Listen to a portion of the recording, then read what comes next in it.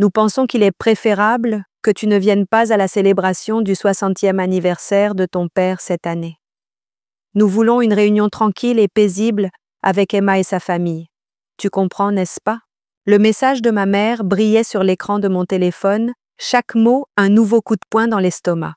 J'étais assise dans mon jardin savourant mon café du matin lorsque le message est arrivé. Je m'appelle Olivia et à 32 ans, on venait de me désinviter de la célébration d'anniversaire, la plus importante de mon propre père. Ce n'est pas que j'étais surprise. Ce n'était qu'un autre chapitre dans la saga sans fin de ma famille qui choisissait ma sœur parfaite, Emma, plutôt que moi. Bien sûr, maman. Profitez bien de la fête, lui ai-je répondu les doigts fermes, malgré la tempête qui se préparait en moi. En quelques secondes, sa réponse est apparue. Merci de comprendre, ma chérie. Tu sais comment est ton père quand il y a de la tension. Et les enfants d'Emma devraient passer un moment tranquille avec leur grand-père. J'ai posé le téléphone et j'ai regardé mon jardin soigneusement entretenu. Les roses que j'avais plantées au printemps dernier étaient là maintenant en pleine floraison. Papa m'avait appris tout ce qu'il savait sur le jardinage. Chaque dimanche matin de mon enfance, nous travaillions ensemble dans son jardin. Il m'enseignait la composition du sol et les techniques de taille pendant qu'Emma faisait la grasse matinée. Mais c'était avant qu'Emma n'épouse Michael, un chirurgien à succès. Avant qu'elle ne donne à nos parents les petits-enfants qu'ils avaient toujours désirés. Avant que je ne choisisse de devenir photographe de voyage, au lieu de suivre la carrière sûre qu'ils avaient prévue pour moi. Mon téléphone a de nouveau vibré. Ne t'inquiète pas, on t'appellera en FaceTime quand on coupera le gâteau. La tentative de réconfort de ma mère, c'était comme remuer le couteau dans la plaie. Cette fois, je n'ai pas répondu. Au lieu de cela, j'ai ouvert mon ordinateur portable et j'ai cherché l'email que j'avais gardé une invitation pour photographier une retraite de bien-être de luxe à Bali, exactement aux dates de la célébration de l'anniversaire de papa. Je l'avais initialement refusé, ne voulant pas manquer son 60e anniversaire, mais maintenant, mon doigt flottait au-dessus du bouton d'acceptation. Puis un autre message est arrivé, cette fois d'Emma. Maman m'a parlé de l'anniversaire de papa. Honnêtement, c'est pour le mieux. Tu sais, les enfants sont très excités de passer du temps de qualité avec leur grand-père. En plus, tu es toujours si occupé avec ta photographie. Bref, ça a été la goutte d'eau qui a fait déborder le vase. J'ai cliqué sur « Accepter » et j'ai immédiatement commencé à planifier. Ce que ma famille ne savait pas, c'est qu'au cours des 5 dernières années, pendant qu'ils méprisaient ma carrière comme s'il s'agissait d'un passe-temps, j'avais acquis un nombre considérable d'abonnés sur les réseaux sociaux. Mes photographies de voyage m'avaient valu des collaborations avec des complexes hôteliers de luxe dans le monde entier, et mon compte Instagram venait d'atteindre 500 000 abonnés. Je ne leur avais jamais parlé de mon succès. Ils n'avaient jamais demandé. Pour eux, j'étais simplement leur fille difficile qui refusait de se ranger et de trouver un vrai travail comme Emma. Les semaines suivantes se sont écoulées dans un tourbillon de préparatifs. J'ai réservé mes vols, organisé mon équipement et planifié soigneusement ma stratégie de contenu pour la retraite. Pendant ce temps, mon téléphone ne cessait de vibrer avec des mises à jour sur les plans de l'anniversaire de papa. Nous allons acheter son gâteau au chocolat préféré de la pâtisserie Anderson, m'a écrit maman. La même pâtisserie où j'ai eu mon premier emploi apprenant à décorer des gâteaux sous la direction patiente de M. Anderson. Papa avait l'habitude de se vanter de mes créations auprès des clients. Les enfants d'Emma préparent une danse spéciale, annonçait un autre message. Je me suis souvenu de mon propre récital de danse, comment papa était assis au premier rang rayonnant de fierté. Maintenant, à la place, il sourirait radieusement à ses petits-enfants, pendant que j'étais à l'autre bout du monde. La veille de mon vol, j'ai visité la pépinière préférée de papa, et j'ai organisé la livraison chez lui, dans 3 mois, d'une variété rare d'orchidées qu'il essayait de cultiver depuis des années. La carte dirait « Une certaine beauté a besoin de temps pour s'épanouir. Joyeux 60e anniversaire, papa. Avec amour, Olivia. » Le matin de mon vol pour Bali, alors que ma famille préparait probablement la célébration paisible de papa, j'ai publié ma première story sur Instagram, une photo de mon passeport et de mon billet en première classe, avec la légende « En route pour le paradis ». Hâte de partager ce voyage avec vous tous. Un voyage de luxe. en route pour Bali. J'ai désactivé les notifications, sachant que la réaction de ma mère ne tarderait pas. Alors que l'avion décollait, j'ai ressenti un étrange mélange de tristesse et de libération. Ils voulaient la paix. Eh bien, ils étaient sur le point de l'obtenir, ainsi qu'une place au premier rang, pour assister à la vie qu'ils n'avaient jamais pris la peine de comprendre. Ce qu'ils ne savaient pas, c'est que ce n'était que le début. La célébration paisible qu'ils avaient choisie à ma place était sur le point de devenir une leçon magistrale sur tout ce qu'ils avaient à manquer. Alors que mon avion survolait le Pacifique, j'ai souri pensant à la série de publications parfaitement sélectionnées que j'avais prévues. Parfois, la meilleure vengeance n'est pas la confrontation. C'est de vivre sa meilleure vie pendant qu'il regarde depuis la touche. La première semaine à Bali fut le rêve d'un photographe.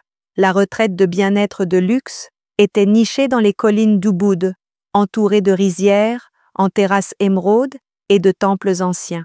Chaque matin, je me réveillais dans ma villa privée, avec sa piscine à débordement, surplombant la jungle, documentant soigneusement chaque moment parfait. Mon profil Instagram s'est transformé en une vitrine impressionnante de séances de yoga, au lever du soleil de cours de cuisine traditionnels et de soins spa dans des pavillons perchés dans les arbres. Chaque publication était méticuleusement conçue pour raconter une histoire de succès de paix et de découverte de soi. Tout ce que ma famille pensait que j'étais incapable d'accomplir. Je vis ma meilleure vie à retraite de luxe Bali. Parfois la paix vous trouve lorsque vous êtes assez courageuse pour vous choisir. Voyage de luxe. Trouvez votre paix, ai-je écrit à côté d'une photo de moi dans une robe blanche vaporeuse, debout sous une cascade d'orchidées violettes. La publication a fait un carton. 50 000 j'aime en 1 heure. Des centaines de commentaires louant la composition, l'éclairage, le message. Et enfoui parmi eux, j'en ai vu un d'Emma. Maman est bouleversée. Appelle-la. Je ne l'ai pas fait. Au lieu de cela, j'ai publié davantage. Une vidéo de mon cours de cuisine privé avec un chef balinais de renom. J'apprends à préparer les plats que papa a toujours voulu essayer, mais n'a jamais osé. J'apprends des secrets transmis de génération en génération. Il y a des traditions pour lesquelles il vaut la peine de parcourir le monde. Vie de chef. Voyage culinaire. Le responsable des réseaux sociaux de la retraite m'a informé que mon contenu générait un engagement sans précédent. Ils m'ont proposé de prolonger mon séjour de 2 semaines supplémentaires avec une compensation additionnelle. J'ai accepté immédiatement. Puis est arrivé le message de maman. « Olivia, l'anniversaire de ton père était charmant, mais il n'arrêtait pas de regarder son téléphone pour voir si tu appelais. Pourquoi es-tu si égoïste ?» J'ai pris une profonde inspiration et j'ai ouvert l'application de l'appareil photo. Ce soir-là, j'ai mis en ligne une vidéo de moi participant à une cérémonie de bénédiction traditionnelle balinaise. Le gardien du temple m'a habillée de soie blanche et dorée, plaçant des fleurs dans mes cheveux, tout en expliquant la signification du rituel. Laissez partir ce qui ne vous sert plus. Parfois, la plus grande paix vient de la libération des attentes que vous n'aviez jamais apportées. Merci à Retraite de Luxe Bali pour cette expérience profonde. Paix intérieure, quelle guérison. Emma a été la première à appeler. « Tu fais ton cinéma ?» a-t-elle dit, quand j'ai finalement répondu. Maman et papa sont blessés. Ils voulaient juste une célébration tranquille, et ils l'ont eue, ai-je rétorqué calmement, regardant le coucher de soleil, peindre le ciel de teintes roses et dorées depuis ma terrasse privée. Ils ont eu exactement ce qu'ils ont demandé. Mais devais-tu aller à Bali? Devais-tu poster toutes ces photos parfaites? Je pouvais entendre la tension dans sa voix. Pour la première fois, ma sœur semblait jalouse de moi. Je fais juste mon travail, Emma. Le travail sur lequel aucun de vous n'a pris la peine de poser des questions. Du travail. Prendre de jolies photos pour Instagram n'est pas un. Je l'ai interrompu. Ma dernière collaboration avec une marque m'a rapporté plus que ce que Michael gagne en 3 mois en tant que chirurgien. Mais tu n'as jamais demandé, n'est-ce pas? Aucun de vous ne l'a fait. Vous étiez trop occupés à planifier des réunions de famille paisibles, sans moi. Le silence à l'autre bout du fil était satisfaisant. La retraite veut prolonger mon séjour, ai-je continué. Apparemment, mon contenu fait des merveilles pour leur réservation. Ah, Et National Geographic m'a appelé. Ils veulent pas présenter mon travail dans leur série sur les voyages. National Geographic, a balbutié Emma. Oui, il s'avère que mon petit passe-temps vaut quelque chose après tout. Passe le bonjour à maman et papa. Je dois photographier une séance de méditation au coucher du soleil. J'ai raccroché et j'ai publié une autre story, moi, dans une piscine à débordement privé, entourée de fleurs de lotus flottantes. La légende disait « Trouver la paix au paradis ». Ce soir-là, en passant en revue les photos de la journée, mon téléphone s'est allumé avec un message de papa, le premier message direct qu'il m'envoyait depuis que tout cela avait commencé.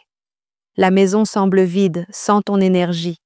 Ces orchidées sur tes photos me rappellent celles que nous cultivions ensemble. J'ai souri pensant aux rares orchidées programmées pour arriver à sa porte dans 2 mois.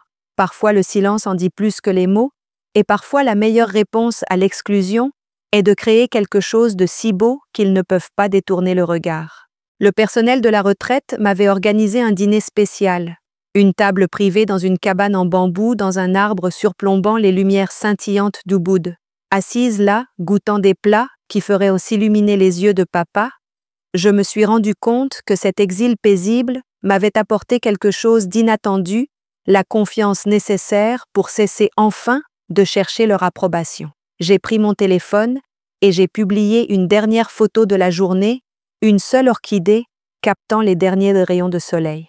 La légende disait « Certaines personnes passent leur vie à chercher la paix dans le silence.